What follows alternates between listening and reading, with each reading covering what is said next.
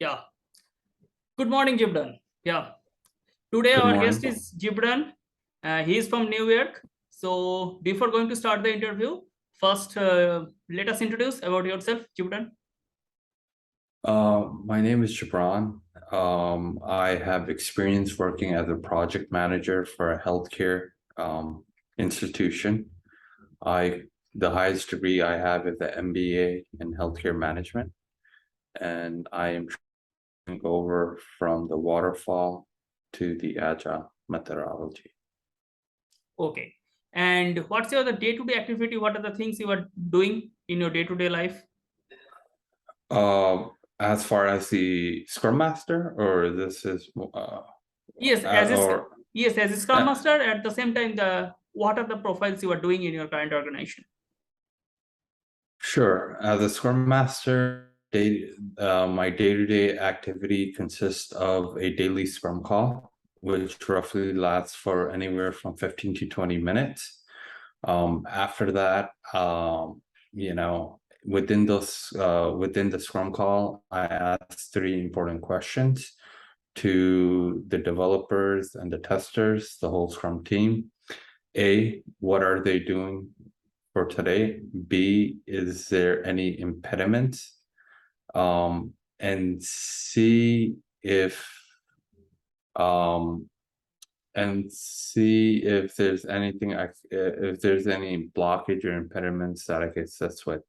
Once I go through the daily Scrum call, the rest of the time is pretty much me managing the sprint backlog, the PBI product backlog, making sure we're on task, if there are any impediments, and in between those, making sure this for the next sprint planning meeting or the sprint retrospective, utilizing Jira, making sure going into the Jira, making sure that the whole team has the burn down charts for calculating the velocity, everything is in order.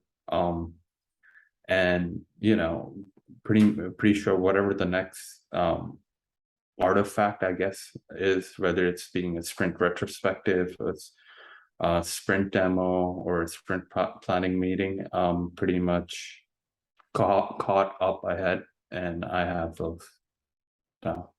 Okay. Okay. Sounds good. So now I am coming to the actual questions. Okay. So my first question is, as a Scrum Master, what is the roles and responsibility are you thinking about the challenging?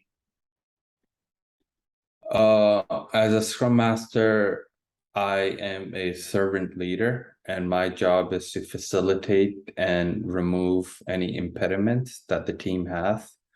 And it's more so as an open communication, pretty much verbally, making sure the team has no impediments or no blockage. And if there is, I am their point of person, making sure how we can solve or resolve that issue or that blockage. And at the end of the day, the most important thing being a Scrum Master is that within those 2 weeks, the user stories and the story points that the team is assigned, we would like to yes, complete those user story points and make sure that the work that we've completed is the quality of that work is actually good. So when we do go for the sprint demo, the product owner,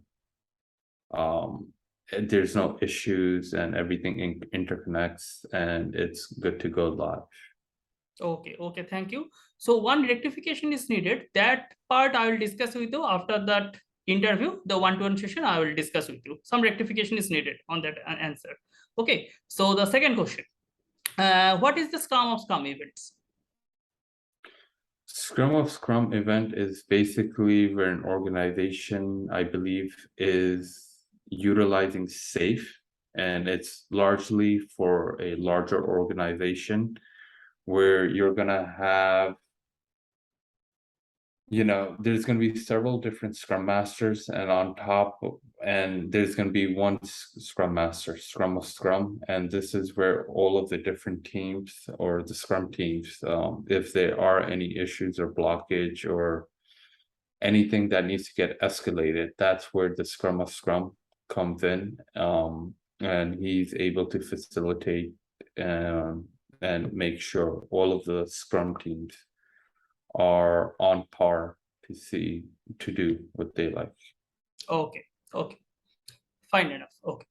So next question, as per your opinion, okay, what do you prefer, the Scrum Master or technical Scrum Master, and why?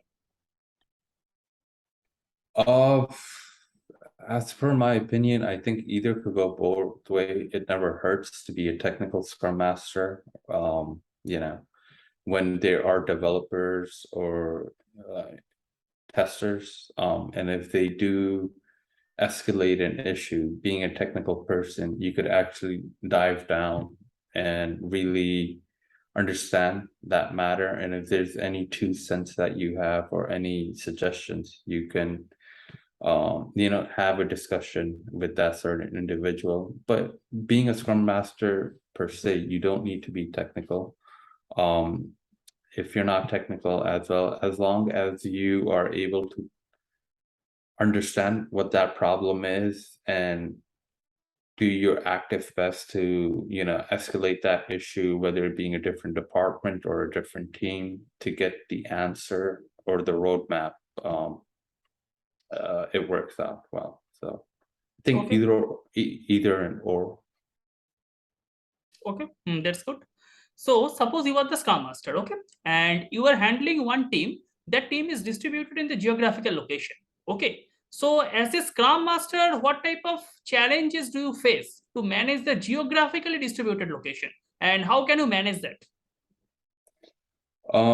In that sense, I think the biggest blockage or the biggest blockage would be the time zone difference. Yes.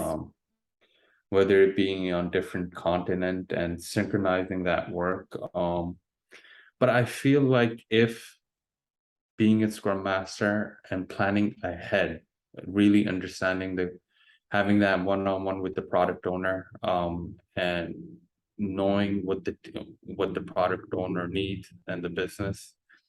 And even if you have that time difference, as long as work is getting done, it's not going to be in real time, with the time differences, but as long as there's a good follow-up and there are certain strategies where, if things go to a level where there's jeopardy or risk is involved, as long as you have a constant follow-up and a constant system in place, I think you could overcome the different time zone hurdles. Along with that, working geographically is also, I would say, language, in some sense, a language or a technical aspect, whether it be Jira or a new system that comes out. So it's definitely hard working with different time zone, where one team is working at that time, the other team is sleeping, and it's vice versa. But as long as good systems are in place and there's a constant follow-up, and you do plan accordingly, where you could minimize the risk or the jeopardy. Many teams that I have also worked with, whether it being a tester or a developer, being in a different continent in a different time zone, but as long as everything is planned accordingly and things are running smoothly and there are risk mitigation plans in place, if things occurs, you should be fine. Okay, okay, fine enough. Okay, so you are taking care of the one team as a Scrum Master, okay, and you are observing that one of the team member, he's not attending the daily Scrum. It's the regular basis. He's not attending the daily Scrum.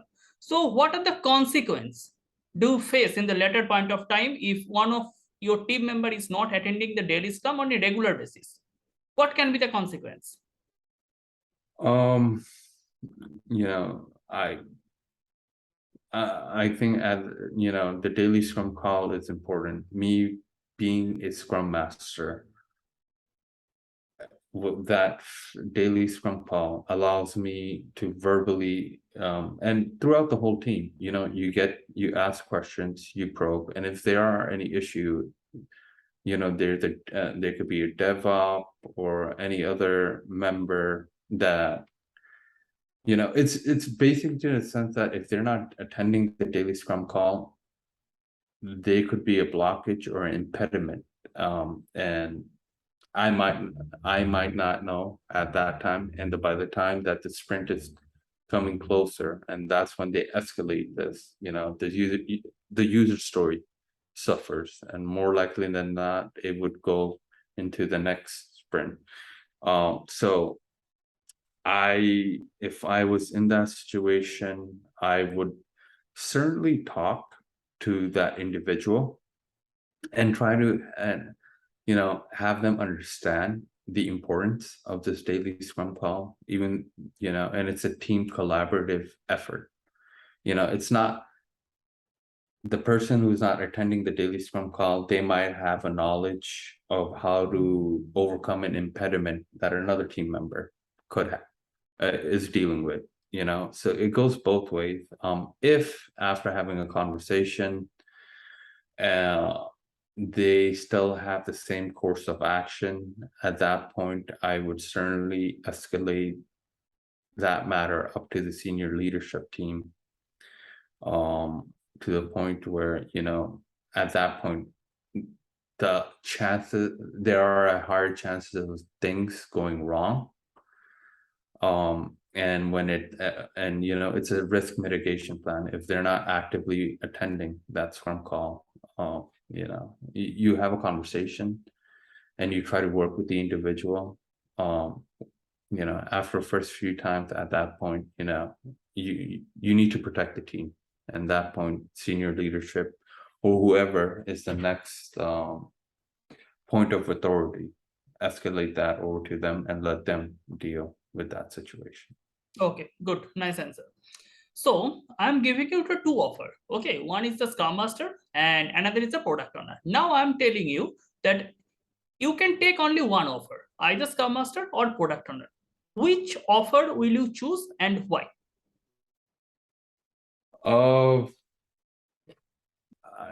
At this point right now, I think I would like to pursue the Scrum Master, only to a sense that you're actually working on that project or within that sprint on a day-to-day basis, and you're managing the team, and you're removing impediments or blockage, and it's more, for me, it's much more satisfying whether that project within that sprint, having that day-to-day presence, where as a product owner, they are also within that team, but their vested interest lies with the business and what the business needs to prioritize in the product backlog, and that's from their perspective. And Scrum, as a Scrum Master, my team is looking at individual user story and story point, and making sure that those specific user stories are able to develop and go into the sprint demo as best as possible. Okay, good. So, some rectification is needed. That part I'll discuss with you the one-to-one session. Okay. So the next question. Let's say you are working as a Scrum Master in your team, and one sprint is ongoing. Okay, and the product owner is coming to you in between the sprint. Okay, and he's asking for some changes, but during the sprint planning, he or she didn't mention about that changes. He or she is coming in between the sprint, and he's telling you about some changes in between the sprint. So as a Scrum Master, how can you handle that situation? At that situation, if we're within an active sprint, so I also got to look, the product owner is going to be looking out for the best interest for the business. Me being the Scrum Master, my vested interests would be primarily for the team that I am managing. At that point, I would have a discussion with the product owner to try to understand and comprehend where this new user story or story point or this new request is coming from, and trying to understand what exactly are they asking, and then doing an analysis to see what exactly are we doing and what exactly do they want. Initially I will reinstate that it would be the best interest of the work has already been started, and every day we've done the sprint planning meeting, we did the grooming sessions, the team understands what needed to be done, and the product owner were in both of those meetings. I would certainly push back with the product owner that we're in the middle of a sprint. Like, let you bring up an excellent point. Is there any way that the points that you're bringing up can be added into the next upcoming sprint?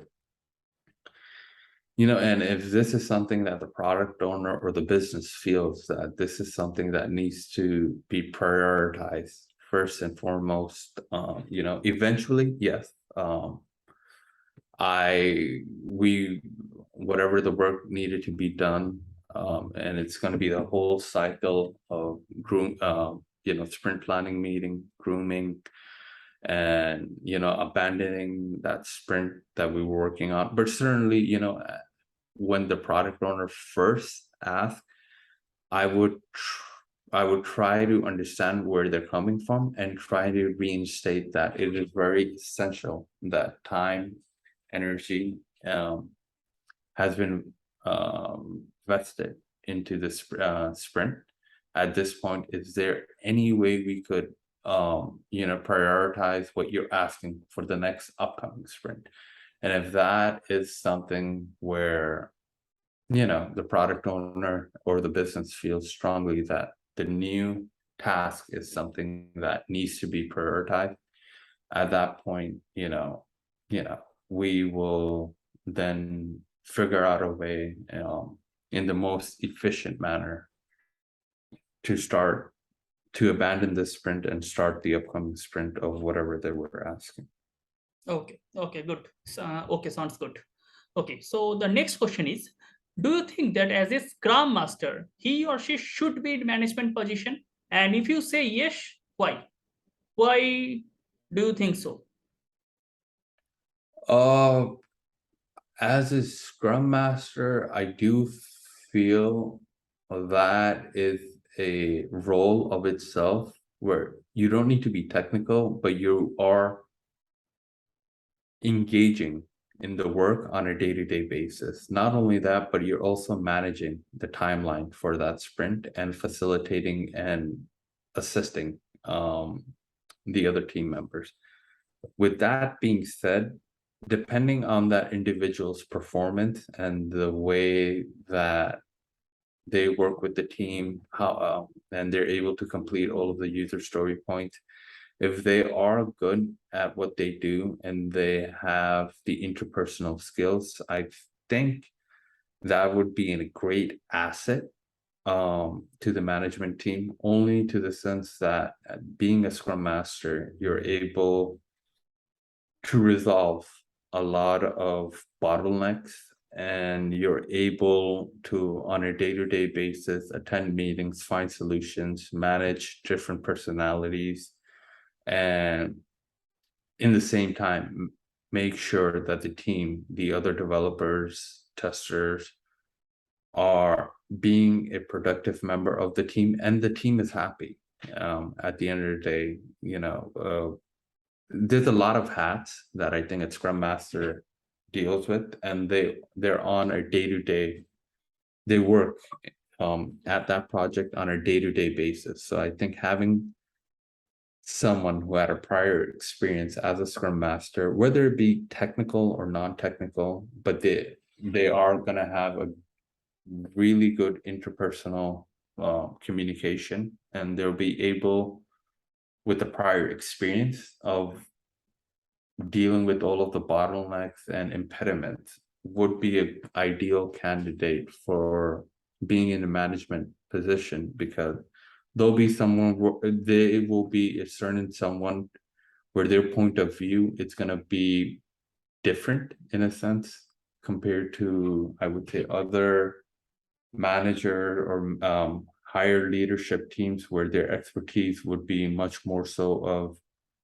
I don't know, looking at reports and making decisions on, calculations and numbers. Being a Scrum Master, you actively engage and deal with problems on a day-to-day basis, and for the sake of completing all of your user stories, you're able to find solutions and also make sure that risk or jeopardy, you're able to use risk mitigation techniques for a successful sprint. Okay. So the next question, yeah, it's good. The sounds good enough. So the what type of agile estimation technique do you familiar with that? Agile estimation technique? Yes. What type of agile estimation technique do you familiar with it? There are many agile estimation technique, but what are the agile estimation technique do you familiar with?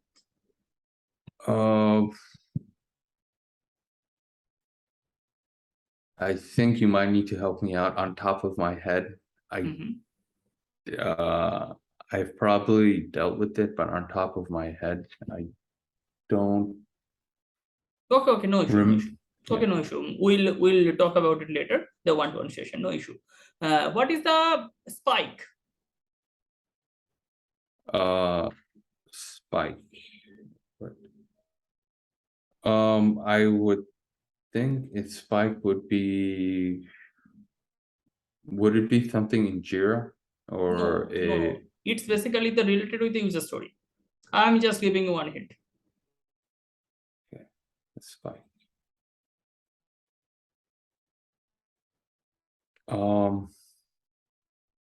I'll take my best guess. A spike would be. A spike would be.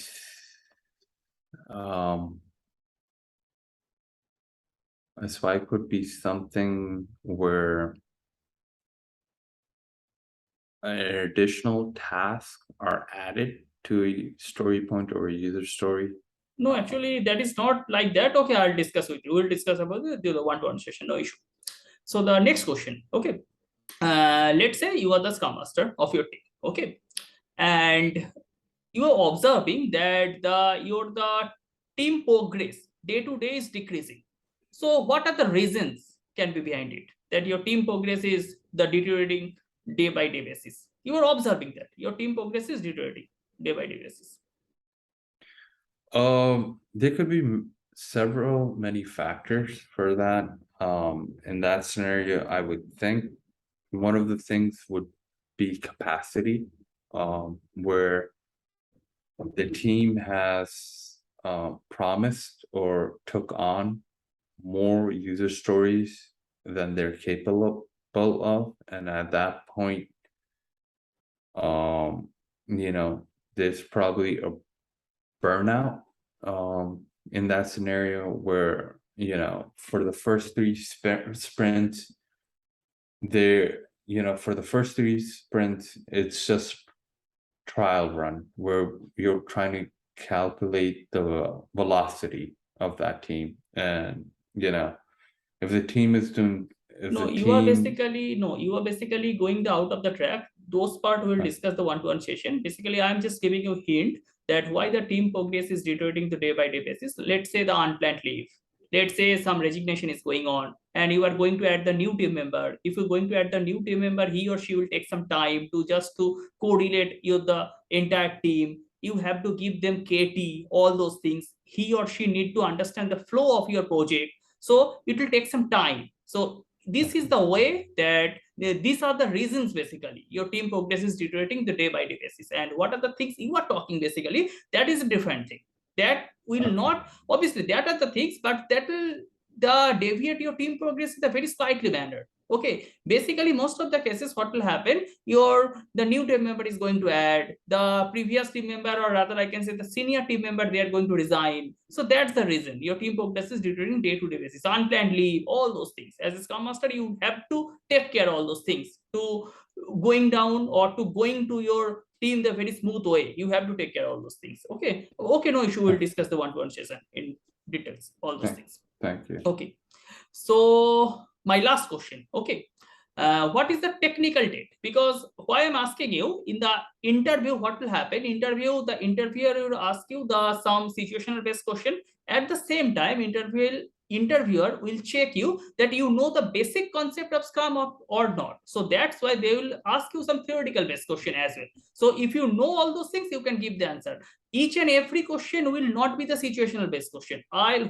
I asked you some questions are situational based questions, but what I asked you earlier, like spike, Scrum of Scrum event, in the middle of the time, they can ask you, that means interviewer can ask you some direct theoretical question so that you know the basic concept or not. It can be happen. That's why I'm asking you some direct theoretical question as well. So what is technical debt? I would say a technical debt is a deficiency in a technical matter whether you have a developer or a tester, and this probably correlates more so with the coding aspect. You are a little bit on Where the right track. You are a little bit on the right track. it was more so, whether if it's a new team member or the way that the work is gets done, and if a new team member joins in, and if they don't know, whether it being a programming language or Jira or whatever the platforms are set up for that team. No, it is basically different. You are going to the out of the track. Okay, no issue. We'll discuss Okay. about it. Okay. So my last question. After that, this interview portion will be over, and I'll be going to the one-to-one session. So the last question.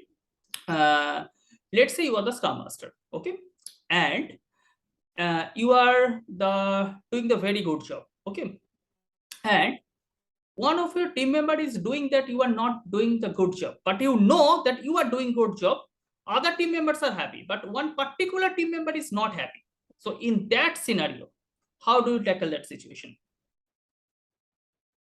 In that situation, if I am aware, and this is how they feel, I'll still have an unbiased opinion. But what I will try to do is, have try to connect with that team member, and try to see if be open, honest, and transparent. Is there anything, is there any suggestions or recommendation or any sort of, or are there any issues at that point? Being in a team, it's a collaborative effort, and it's not, if they are, especially if it's known that, there's even one member of the team that's unhappy, or they voice negative aspect, that could trickle down to the whole team. So being the Scrum Master, I would certainly be open and transparent and try to see where the issue arrives. And if I do find, if I'm able to find the problem or the issue at hand, I will try to work with that certain individual, and meet them half faith and try to see where their perspective is. If not, and stuff, like I said, being in a team, everyone needs to be on the same page, and at the end of the day, you could be the most efficient, you could be the most productive, but if someone's not happy, and that is not addressed, and especially if it's known, the way that their demeanor is, the way that they conduct their business, whether against the Scrum Master or another member of the team. I think it's a trickle-down effect, and more often than not, you're going to see lingering effects where it would, in one sense or another, it would just carry over to other team members, and at that point, work is going to be impacted negative at a negative aspect. And more often than not, if there are situations, and if the team is aware of it, more often than not, I think the best idea is to first and foremost, try to be open and transparent and try to find a bridge, and work upon that relationship. If at that point bridges are burned and there's still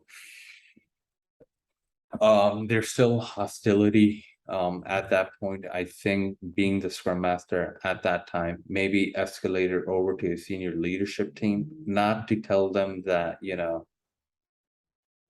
there's hostility or at this point, but maybe it's better off that this certain individual can transfer over to a different team or a different department. The values for this team does not align, and that's not a negative aspect. Maybe this certain individual would thrive or would be much more in line with a different team with a different set of values at that point.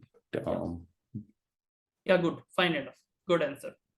Okay, so our interview is over, and I'm giving you feedback. The one-to-one session, I'm giving you the feedback. I'm just stop the recording. Thank you.